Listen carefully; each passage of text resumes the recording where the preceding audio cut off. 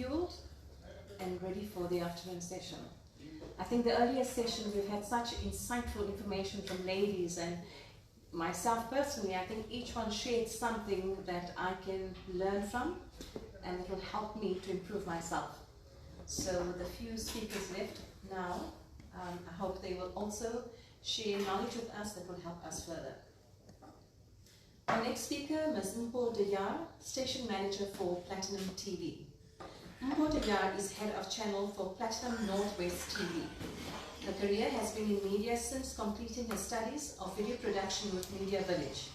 She has worked for national productions such as Backstage broadcast on ETV and SABC2. She has been a writer, director, producer and production manager for several projects. Her work can be seen in the UK for Market Probe Europe Limited with major clients as the BBC and Johnson & Johnson. I'm sure not the vaccine media. Moving back to South Africa, she served as Star FM as a marketing manager. She has recently been appointed as an executive member in the Westvaal Chamber of Business. Welcome, Nicole.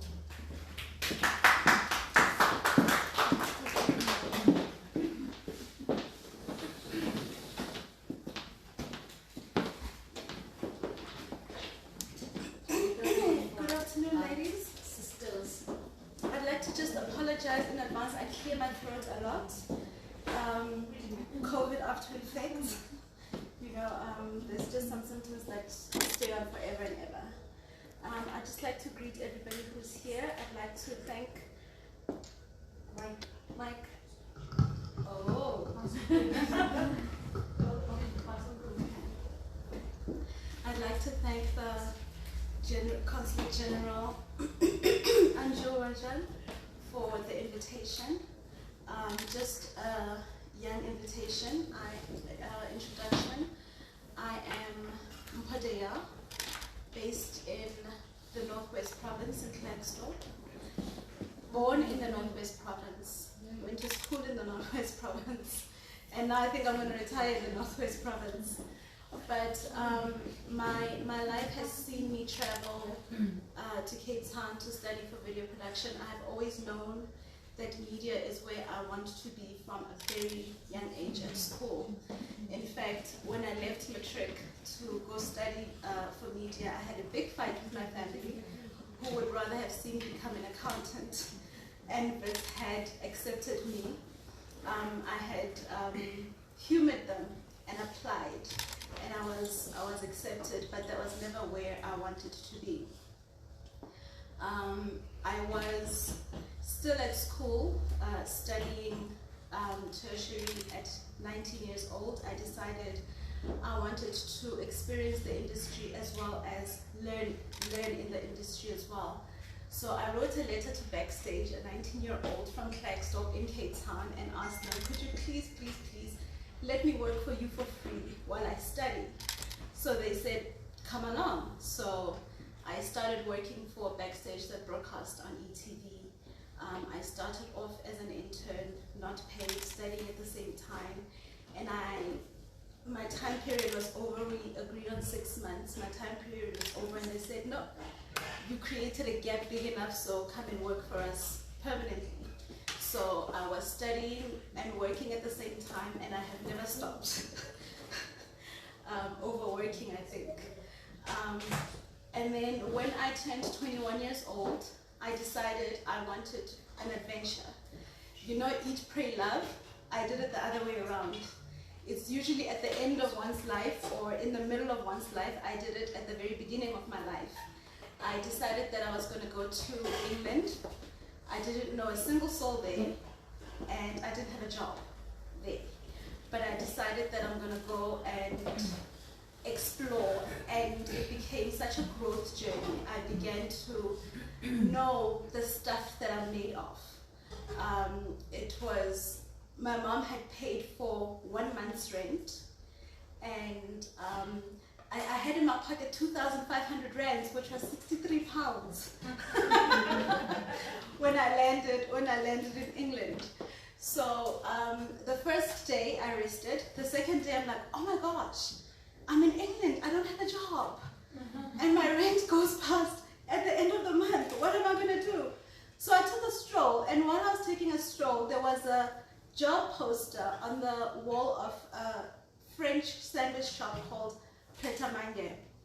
So out of desperation, I had to have a job.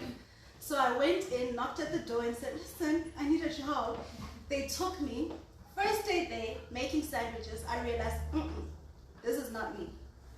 So, but I started, swallow your bitter pill now, my mom always said. So, worked there, I think 14 days, because you get paid at the bi-weekly. So, every morning for 14 days, got up, went to a job I didn't enjoy, and that's the day I decided that I will never work for a job I did not enjoy ever again. Those 14 days were gruesome making sandwiches. My apologies. So, interestingly enough, 14 days passed, got my check, went back to my hotel, and I'm thinking of my next step. When the hotel manager at the hotel I was staying at is running around like a headless chicken, she says, I don't have a receptionist. I'm like, oh, okay, no, I can be your receptionist. Right there and then, I got hired as a receptionist for Premier West Hotel. 2 months later, I became training manager, and a month after that, I became assistant manager. And upon me being assistant manager one weekend, this young gentleman comes in and says, there was a nightclub at the basement of the hotel. And then he says, we're filming a movie and I need your location. I'm like, you're what now? This is exactly my field. So I began to work 2 jobs again, one at the hotel and after hours with the movies. Until one day when we were working with the movies, a gentleman came in and said, why don't you work full time here? You're so good at what you do. And he organized an interview with me. I went to the interview, got to the receptionist and I said, I'm here for an interview. And she said, okay, sit there. I'll go call the person you're here for an interview for. 2 seconds later, a gentleman walks in and says, I've been waiting for you. Where have you been? Hurry up, come. So I sit at this desk and I begin working. In my view, they're testing me to see if I am up to the task. So I work until lunchtime. And at lunchtime, I go back to the gentleman. I'm like, I've been working till lunch. Nobody's come back to me and said what the next step is. He says, no, there's a confusion. I don't know who you are. Isn't this your first day at work? And I'm like, no, I'm here for an interview. So he goes to the lady that I was supposed to be interviewed for. And I was actually interviewing for a production assistant, but I ended up as a head researcher working until lunchtime. So that began my journey as a head researcher. We had companies such as the BBC, Johnson & Johnson, as I mentioned, and BMW as well. And upon working in the UK, I came to the end of my 2 years. I was on a 2-year working visa. I missed home so much. So I was ready to just come home despite the offers. But what that taught me is the stuff that I'm made of. I realized that I'm much more resourceful than I thought. I realized that I'm much more stronger than I thought, because I was this 21-year-old in the UK, literally with 1 month's rent paid. And I managed to make it work, and I managed to even make it work better, because I even ended up becoming an executive producer for Soul of Africa production. We had worked with food sustainability projects, and that became my passion, just sustainability as a whole, making sure that even if it's economic sustainability, that people start things that are feasible and see it through. In my career, I have had 95% female bosses. So I think I've been blessed in my career, because I feel nobody nurtures a seed like a woman. Nobody sees the potential in somebody like a woman, and nobody has the passion to grow somebody like women do. And that's what I've realized in my journey with having mainly women bosses. I think they invest much more in you than the counterparts care to. So I think that when I think of the women that have contributed to my growth, that is where my accountability, my internal accountability structure lies. Just to go back, I'm going to do a Star Wars now, I'm going to go back to the beginning at the end. My grandmother grew up in a village. Unfortunately, her mother died at birth, and her father died 6 months later. But at 16 years old, she was the only one in her village who could read. So every single time that a letter came from the mines to a family, or some family member wrote in and they needed to reply, they would call my grandmother. She would be the one that comes running barefoot, I could imagine, and read this letter, and the adults or the elders would dictate the letter back, and she would write it back and send it off. And in the village, that's who my grandmother was. Fast forward to my mother, who was the first one in her family to matriculate and even go on to tertiary. I remember the story of how my grandfather's brothers would be so upset at him for investing in a girl child, saying, you've got all these male children that come after her. Why would you invest in her? She's just going to get married and all your investment is going to go to another family. And my grandfather, stubborn as he was, decided to invest in his girl child and make her go through school and pay through her tertiary. And she became a deputy director at the institution that my grandfather was a gardener at. So those become my internal accountabilities. When I look back, I always say, I think my motto is the cloth from which I'm cut.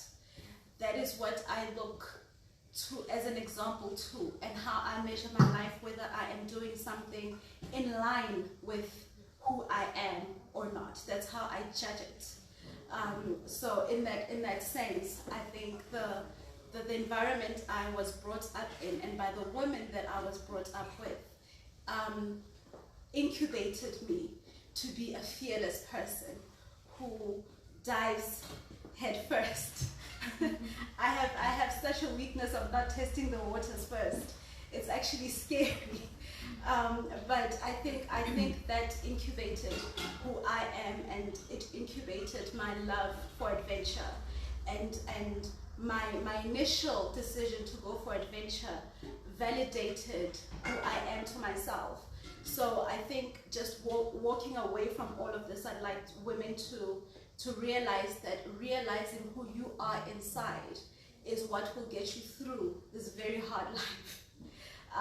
I think disappointment, or people's bad judgment of you, or people not thinking you'll amount to anything, if you just internally look at yourself and know the stuff that you're made of, then I think that you will go very far, and that does not determine what your headspace is. I think just in closing, I would like to quote Aretha Franklin when she said, "A rose is still a rose. Baby girl, you are a flower. You still have the power." Thank you.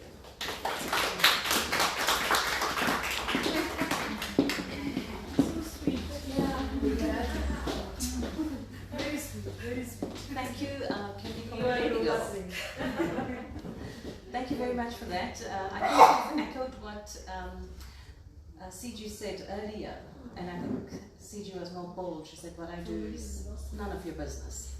And I think at the beginning, I think if all of us have to focus on what we do and encourage other people instead of doing things to please someone else, it would help us a great deal. We move on from one media lady to the next, Ms. Mishka Pratipal, actress, writer and director. I'm sure many know her for her role in Kandasamy. Mishka Patel is a South African actress, writer and director, best known for her roles as Jodie in the Kandasamy franchise and Priya in The Indian Detective.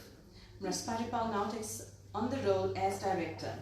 Her directorial debut, Fruitful Emission, showcased at this year's Pan-African Film Festival and can be watched on Showmax. Thank you. Please come through.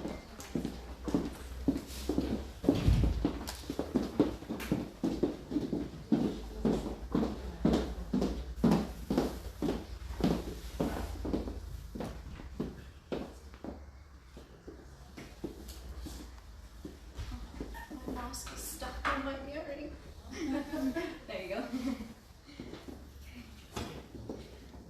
Good afternoon, everyone, and Thank you so much for having me here today. I feel so honored and privileged to be in this room with all of you. Just listening to all of you amazing women speak today has just reinforced my decision to become a filmmaker, and it's just given me the confidence to do so. I was born and raised in Durban to a teen mom of Cape Malay descent and to an Indian father. My parents didn't have a lot when I was younger, but they worked really hard to educate themselves, and they managed to give us a beautiful life growing up. I studied drama and performance at UKZN, and I started auditioning for movies and commercials and modeling jobs in my first year of varsity. I knew from the age of 14 I wanted to be in the film industry, and it was so clear and so evident to me. So I've been an actress for 12 years now, but now I take on the role of film director and scriptwriter, and the journey hasn't been easy at all. So I just want to share this little story with you. At the start of this year, I reached out to a producer in seek of advice and guidance going forward with my career as a director.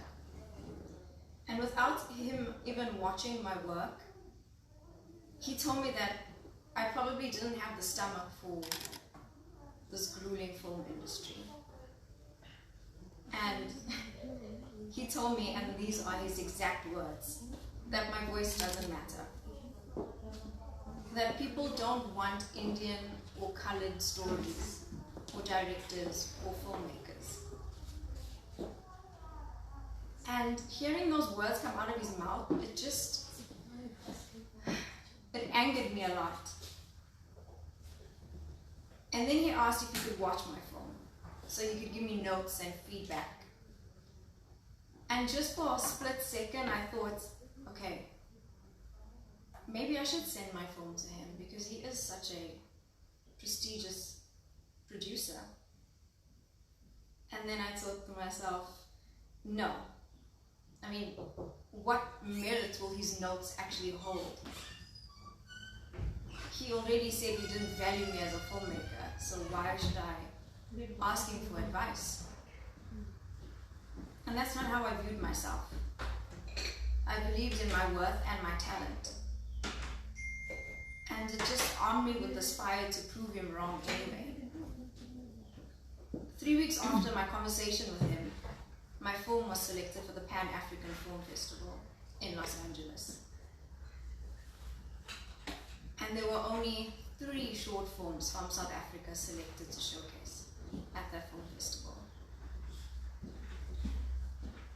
And when I got the notification that my film had been selected, I just wanted to say to him, in your face, look, I didn't. Well, actually, the words that came to my mind were not that clean, but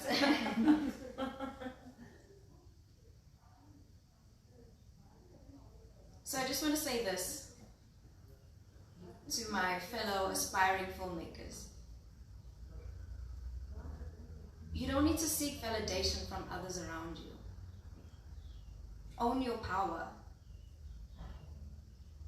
And don't let others define who you are. There's no limit to what we can achieve.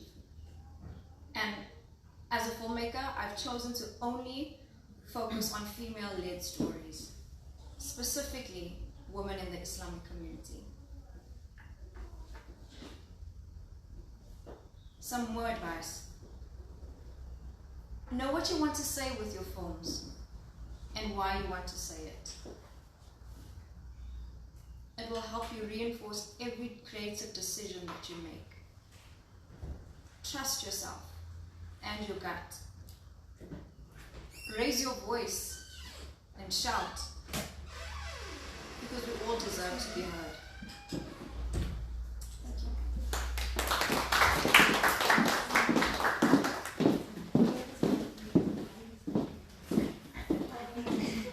Thank you, Mishka.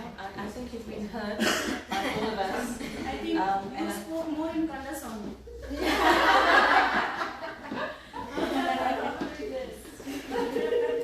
We've two media ladies. We move on to the third one, Miss Yashika Singh, whom I call Yashika Ben. She is the head of religious broadcasting for SABC. I'm not going to give a bio about her, but I'd like to share a personal experience that I've had with her.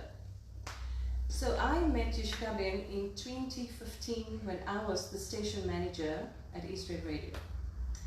In 2016, she and I worked together on the media team when Modi came to South Africa. It was during winter. I live in the Asia South and she lives in Randburg. And we had these long nights of hard work. And then eventually Yashika Ben said, Lucy G, I think you'd rather just stay here. So I stayed at Yashika Ben's house for the last week before Modi Ji came, and we worked very hard. I got to know her on another level. I think her hospitality was second to none, amazing. She really took care of every little need of mine. I remember the one night we had a problem with Eskom, and she even made a hot water bottle for me because it was so cold. She provided the best meals, and I think when it came to content on the work that we actually delivered from a media side, she's absolutely intelligent. And I'm not saying this because I know her, I'm saying this through my experience with her. So it was just that one experience that I got to know another part of her. So Yashika Ben, welcome, and delight the ladies.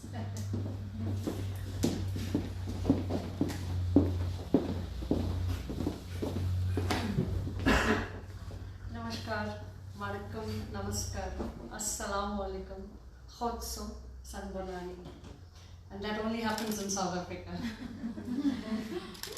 Thank you everyone, and thank you Anju ma'am for this opportunity, and to Tara Ben who phoned me about 2 weeks ago requesting some assistance of, tell me Yashika, you know, we're looking for some Indian and people in the industry who can come and share their stories, and also people who represent culture. So I said, you know, in South Africa, we're a hub of culture. We come from different spaces and we have the most wonderful stories to tell. And I think I'm absolutely privileged to be in the public broadcaster, although it has received criticism ad nauseum, which is the SABC. But it is the place where I found myself in many different ways, and I had to navigate many paths. I also was going to do a Shireen and tell you a little bit of stats of women in the media, and I just said, no, I'm not going to do that. 14 women in this room, 14 incredible beings of light and energy, and 14 women that can make a change in this country. Because that's exactly what we want. We do not want the stories to be told from a colonialist perspective, because I fought my whole life against colonialism. When I was arrested in 1993, when I was part and parcel of the struggle days in this country, I was taken in jail by my own relative. He's passed on now. And I had to be released by my uncle who was in the ANC. So I had two relatives, one putting me in jail and the other one taking me out, simply because I had a conversation with one of the foremost ladies in the ANC Women's League, and at that time it was banned. So my story goes a long way. I'm 25 years in the public broadcaster this year. I'm waiting to collect my gold coin. And I've come a long journey in terms of public broadcast, but I think I always wanted our stories to be told in a different way. And I believe that we have the potential to do so, and we have the potential to do so now. We're in this world, and one question I always ask whenever we're in a room, how many of you have a cell phone? How many of you have 2 cell phones? How many of you have 2 cell phones, a computer, a television? Right, okay. So the point I'm driving at is that we're living in a very advanced technological world of disruption. Nothing is as ordered as disruption. And in that space of ambiguity, it's where we can find our place as women. If we imagine the women in the tea fields in India and the women in the fields in KwaZulu-Natal who's constantly trying to eke out a living, unable to bridge the barriers of this huge economic meltdown that we have. Because we live in a country that is extremely divided. 50% of our country is in poverty. We are losing the middle class. And we know the lessons of India, and it celebrated its 75th independence now, that if you start losing your middle class, you start losing the value of what a democracy ought to be. And the reason why I'm sharing some of these things is when we were part and parcel of the liberation movement in the 80s, it was because there was a dream, and the dream came from people like John Dube, Mahatma Gandhi, and Shembe. And there were 3 compatriots that lived in the Inanda Hills in KwaZulu-Natal.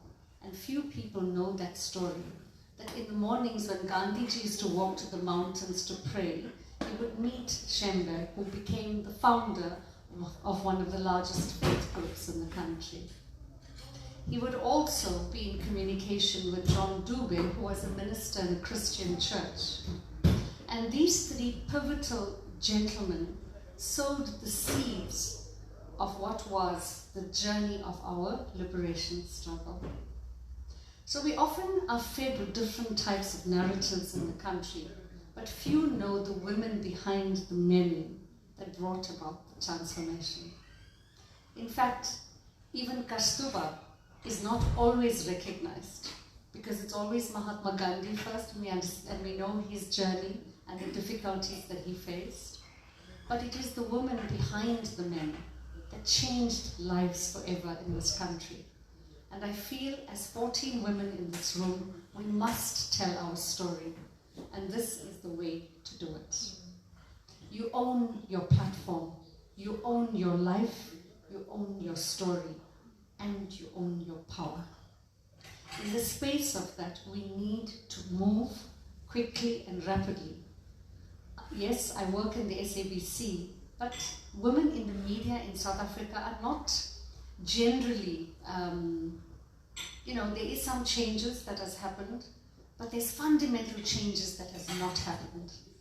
I get a call 2 o'clock in the morning to say, Auntie Yeshika, I need your help. A lot of people call me Auntie because when I first started it was Yeshika, then it was Sis Yeshika, now it's Umama Yeshika, and now and again it's Auntie Yeshika.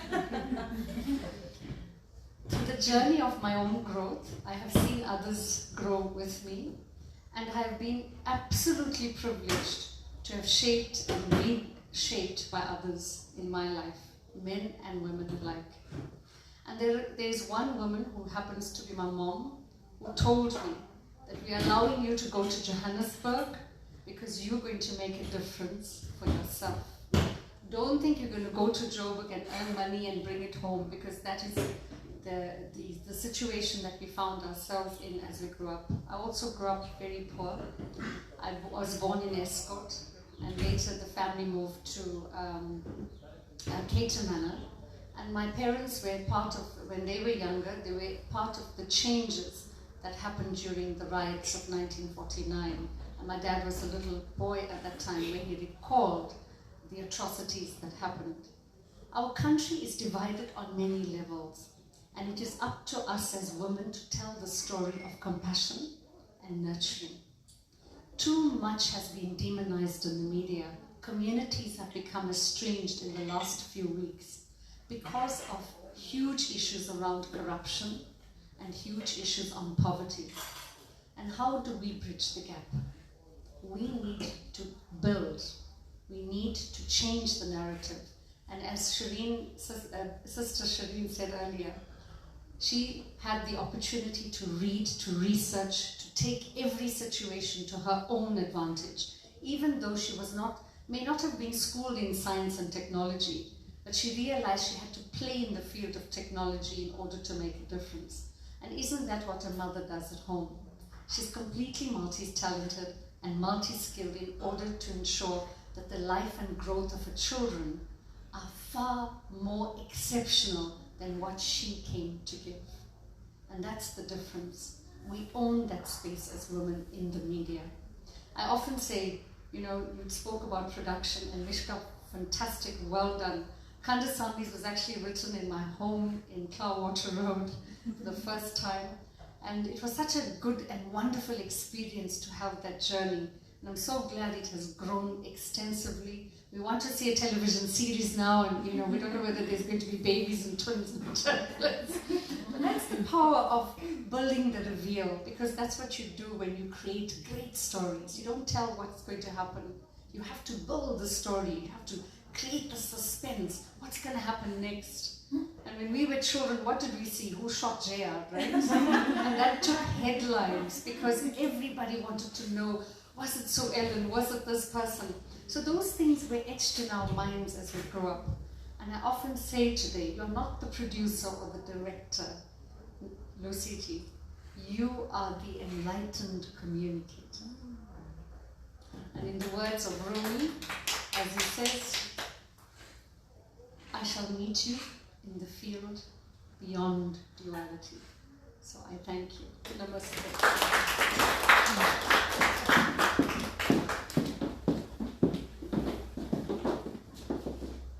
Thank you, Yishkarin. You have certainly delighted us, and I know when it comes to speaking, you're always on point.